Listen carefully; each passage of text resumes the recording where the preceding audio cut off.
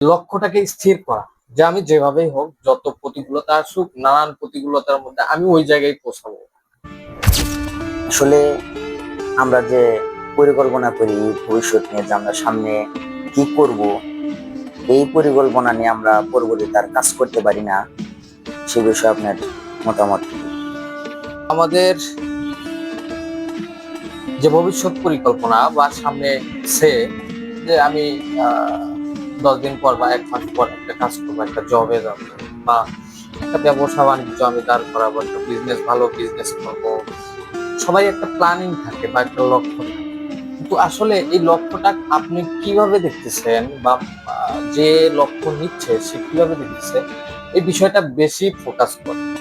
কারণ হচ্ছে যে এটা আপনার উপর সম্পূর্ণ নির্ভর। আপনি যদি চেষ্টা করেন যে আপনি সেই লক্ষ্যে পৌঁছাবেন, সুতরাং কি করতে হবে, আপনাকে একটু হলেও চেষ্টা করতে হবে।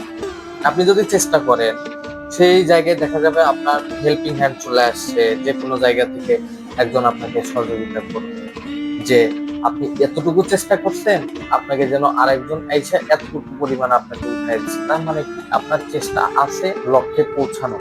জি, সুতরাং আপনি যদি লক্ষ্যে পৌঁছানোর চেষ্টা করেন, আপনাকে 10 জন আইসা জায়গায় উপরে উঠানোর চেষ্টা করবেন, যে আপনি যেন ওই লক্ষ্যে পৌঁছাতে পারেন। সুতরাং এখানে আমি আমার জায়গা থেকে মনে হয় যে লক্ষ্যটাকে স্থির করা, যে আমি যেভাবেই হোক, যত প্রতিকূলতা আসুক, নানান প্রতিকূলতার মধ্যে আমি ওই জায়গায় পৌঁছাবো।